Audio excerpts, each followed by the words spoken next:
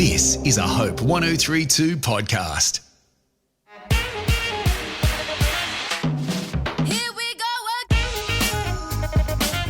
To She Wasn't Born Yesterday for women who are 40 plus fabulous by the Empty Nest Chicks. I'm Janet Evans, ex-M&T Saatchi advertising creative, who have won numerous radio and TV awards. Not that that'll affect us because we're doing a podcast.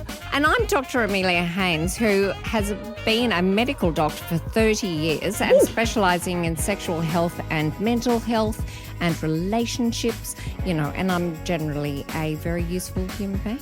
Well, we'll find out about that, but we are here to work together. People tell me on good authority that I am. Really? Yes, well, they never say that to me, so I think we're the perfect hosts for She Wasn't Born Yesterday.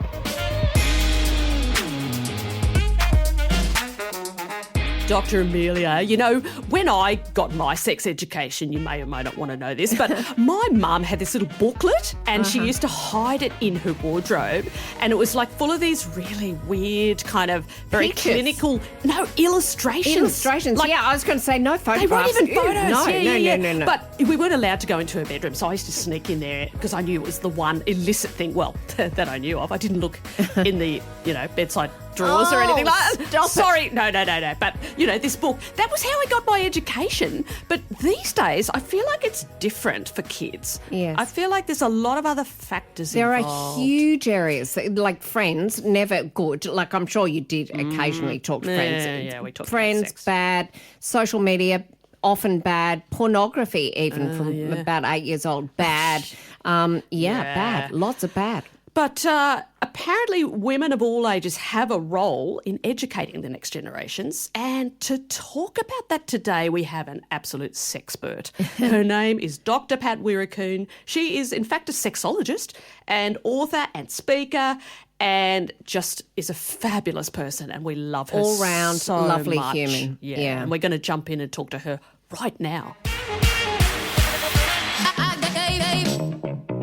Today we're going to talk about my grandma is my sex educator. And that was your title. I love that title. It's very interesting though. Does this imply that mothers and fathers aren't doing a particularly good job and that we have to turn to the grandparentals to educate kids today about sex? It's important on a number of different levels. Firstly, as Janet, you rightly said, young parents of kids, like young ones, teenagers, look, they really have so little time now, like both working. So, yes, parents don't have much time and kids are spending a lot more time with grandma and grandpa. That's one. But also, grandparents have a lot to contribute in terms of just educating kids in everything, particularly when it comes to sexuality and relationships. So it works on a number of different levels, time as well as life experience, just a lived experience that they can share. And I always think too that, in reality, like not in fantasy, in reality, we get on well with different members of our family. You're not always going to look to your dad or your mum or your grandma or grandpa for the best advice. But then sometimes you develop a really close relationship to one of them. And so grandparents absolutely can be that. They can have the much more intimate kind of relationship with the child. Yeah. Also, I think, it's kind of problematic because I feel like today a lot of kids get their sex education from social media and from their pals. I feel like they're sort of really reliable sources. That's yeah, right, okay. Absolutely. And so what the benefit of having someone like grandparents who've got this lived experience, not just about sex, but about actual relationships and long-term relationships, how is that kind of going to benefit kids more than just picking up stuff on social media? One of the things is that grandparents can actually role model intimacy to the young ones. I mean, they can role model not just man, woman, male, female intimacy, but intimacy with others of the same sex, the other sex. Because kids are getting such mixed up messages about what even friendship means. And these are things that older people have done. Look, I'm 76. And it's like years of experience. Not everyone has a grandma like you. Yeah, everyone's going to want you as their grandma now. The years of experience of just friendship. See, we'd say sex education is caught more than taught. And that catching can happen so much in the family home with grandparents. I have a question. You've written lots of books on the topic and they're aimed at helping people actually have the conversations with their kids, which is, to me, a little weird. Like, how come it's not instinctive? How come we don't just know how to talk to our kids about sex? Mainly because we're all very different. Is that right, Patricia, don't you think? Well, we're very different, but also I think historically there are certain topics that were taboo for parents to talk with children. And sex is one of them. I mean, like ladies and whoever else is in the studio. Did your parents talk to you about sex? Yeah, Derek, did your parents talk to you about sex? He's a bit. He's shaking. He's not shaking sure. his head. He still doesn't know much. He's listening with interest. That's the point. We need to break down that barrier and have parents and grandparents. And I'm talking to men. Over 40 years is often a young parent out there. You could be a young mother and be 50 nowadays. And parents, grandparents, we need to break that barrier and say you have to be the primary sex educator for your children. Otherwise, they'll find it. No choice. They'll find it somewhere else and it won't be so cool. Mind you, when you were just talking about catching it, not, it's caught, not taught, I think that's really, really helpful to grandparents out there who might be listening to this and going, oh my goodness, that's too much, that's not me. But the catching part of it is really helpful to people sort of thinking you don't have to sit down and have the talk with your grandchildren. You can just, in passing, like as you pass some flowers in the park, you can talk about whatever. Or if you're sitting in the car driving them to tennis or something, I don't know, jiu-jitsu, you can have a conversation about, I don't know, I'm not going to date myself now on what's on the radio, but you might talk about a particular song that is actually discussing some aspect of sexuality, and you might go, does everyone at your school think that? Did you hear that? That Taylor Swift just said bloody blah. Like, is that true? Is that how girls at your school Lizzo. feel? Yeah. I think it sounds like it's walking the walk, really, isn't it? It's by, what I really love is when you see like an older couple, like just walking in the park or something, holding hands and they just have a little kiss or something. It's just so nice. It's just like, that's beautiful. That's love. Like that's an expression of love and intimacy, like what you're saying.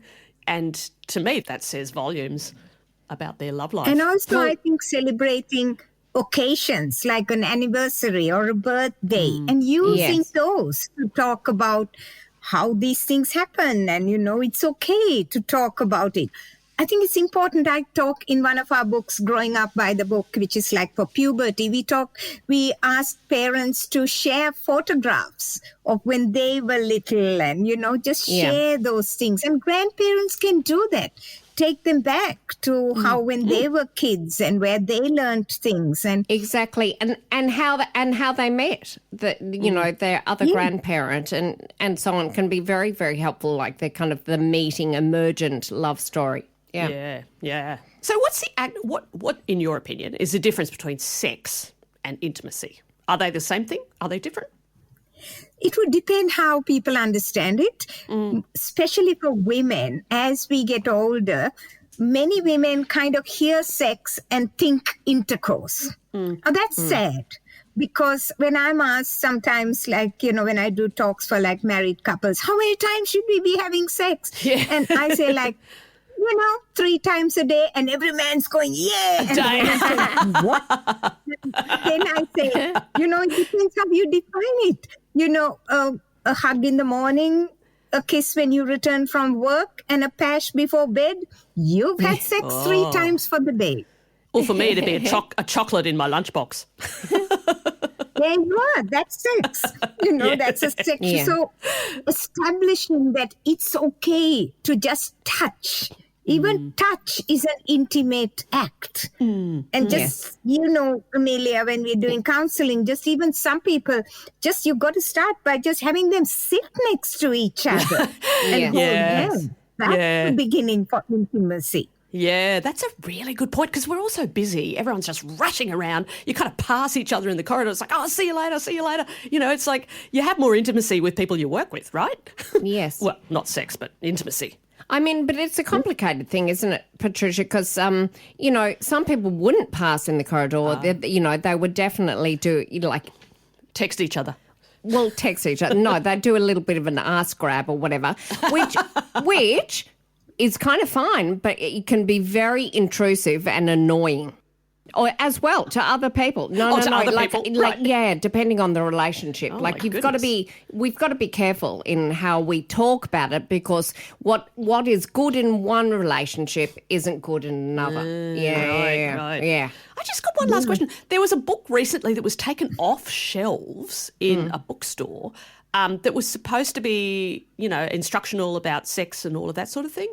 Do you know anything about that? I didn't really follow the story, but it seemed like Why are you bringing it up? I don't know. It just seems like there's very sensorial kind of mentality around talking about sex and explaining it and just being real about it.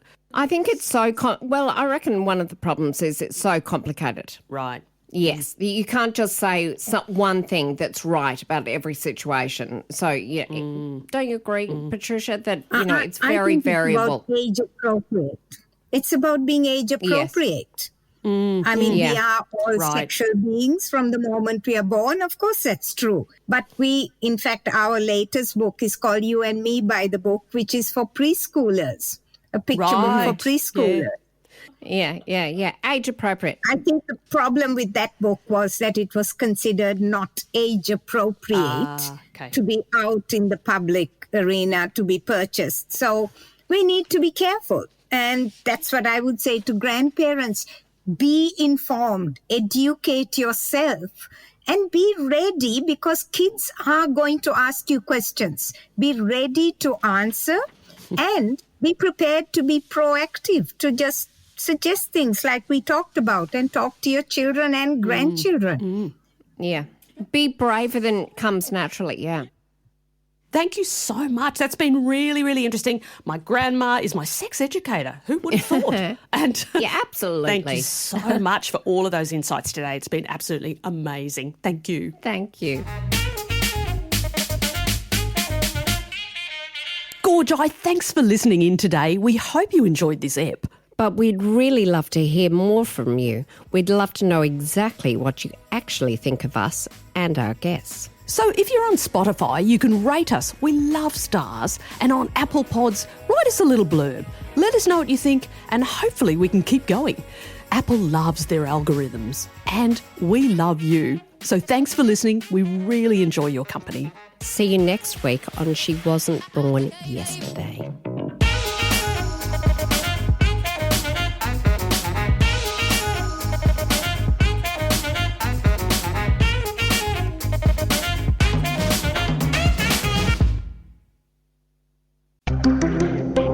Hope 1032. Thanks for listening.